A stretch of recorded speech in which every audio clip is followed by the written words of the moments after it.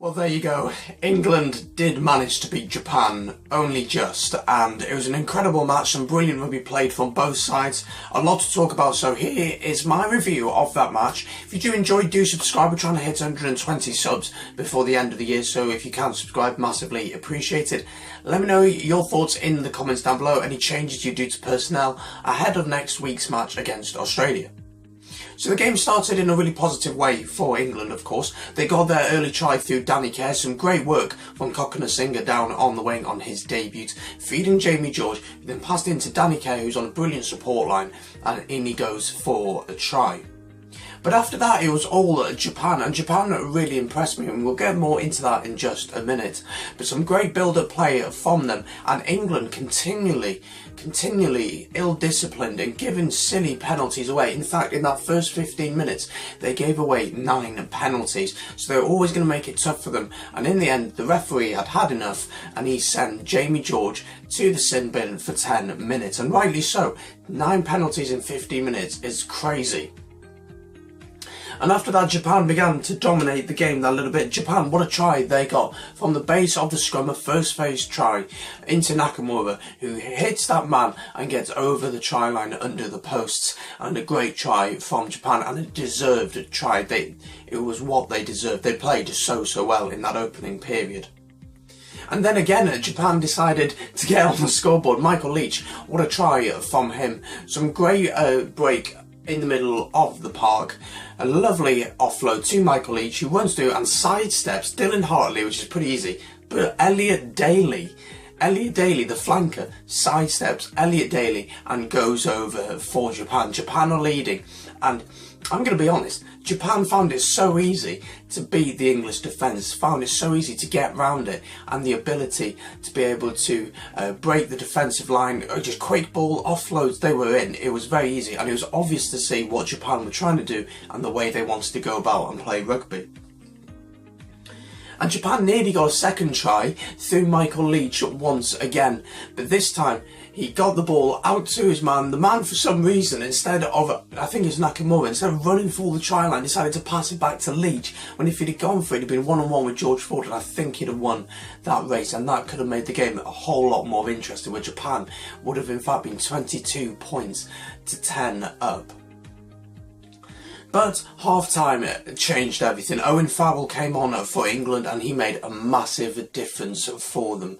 He came on with his leadership, his experience, and just his directness and his physicality, because Japan knew they couldn't match England physically up front, but they knew they could match them maybe with ball handling skills. But Farrell took the physical game on, and England started to dominate in the second half.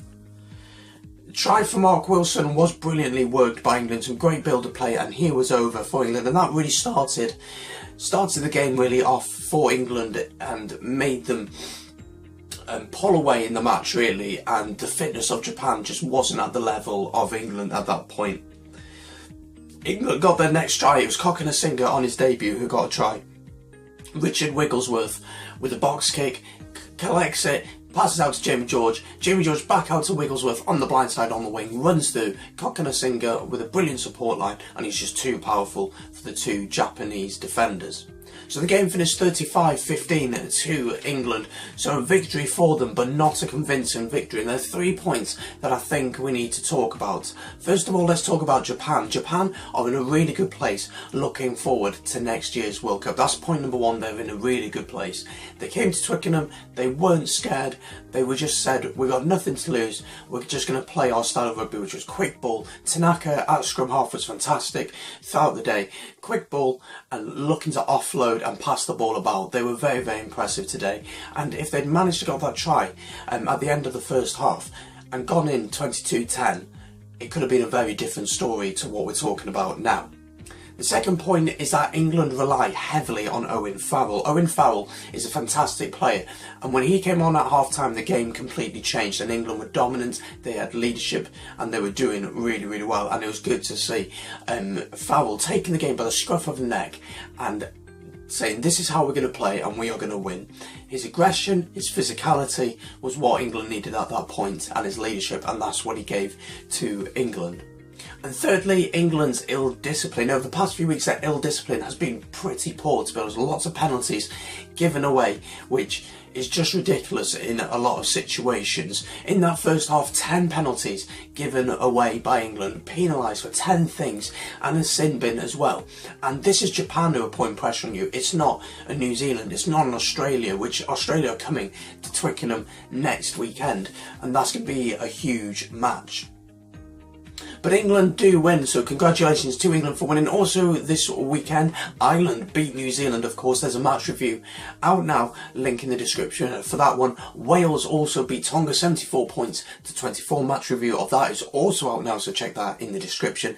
And also Scotland narrowly lost against South Africa 20 points to 26. Match review of that, again linked in the description down below.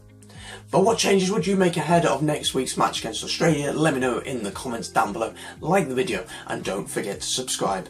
Take it easy, thanks for watching, peace.